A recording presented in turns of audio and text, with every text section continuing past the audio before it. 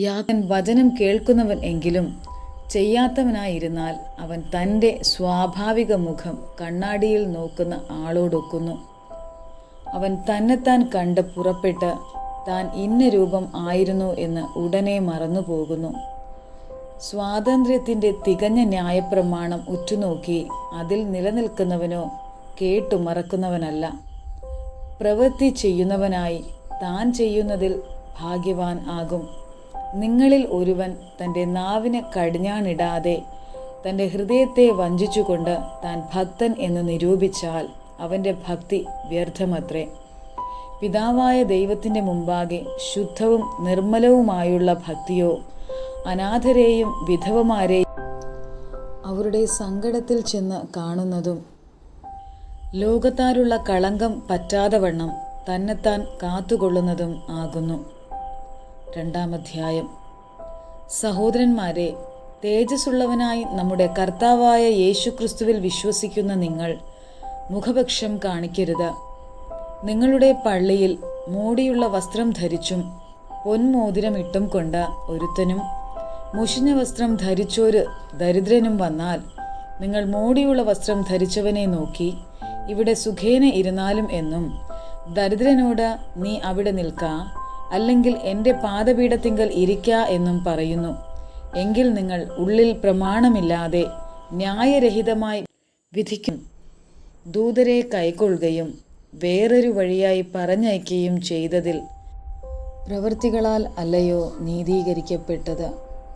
ഇങ്ങനെ ആത്മാവില്ലാത്ത ശരീരം നിർജീവമായിരിക്കുന്നത് പോലെ പ്രവൃത്തിയില്ലാത്ത വിശ്വാസവും നിർജീവമാകുന്നു. 3-ാം അധ്യായം.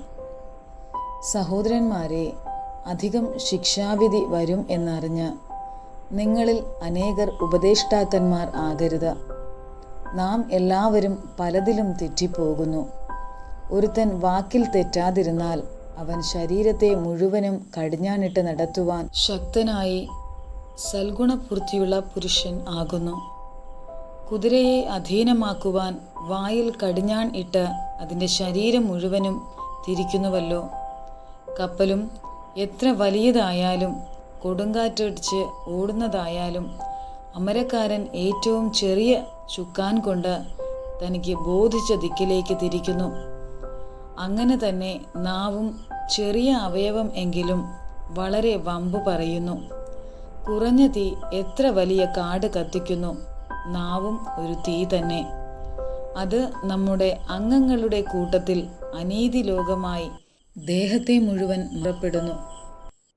സഹോദരന്മാരെ, ഇങ്ങനെ ആയിരിക്കുന്നത് യോഗ്യമല്ല. ഉറവിൻ്റെ ഒരേ ദ്വാരത്തിൽ നിന്ന് മധുരവും കയ്പുമുള്ള വെള്ളം പുറപ്പെട്ടു വരുമോ?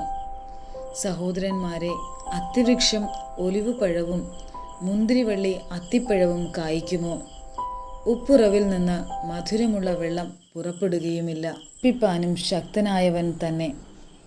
കൂട്ടുകാരനെ വിധിപ്പാൻ നീ ആർ? ഇന്നോ നാളെയോ നിങ്ങളിൽ ദീനമായി കിടക്കുന്നവൻ സഭയിലെ മൂപ്പനെ വരുത്തട്ടെ. അവർ കർത്താവിൻ്റെ നാമത്തിൽ അവനെ എണ്ണ പൂശി അവന് വേണ്ടി പ്രാർത്ഥിക്കട്ടെ.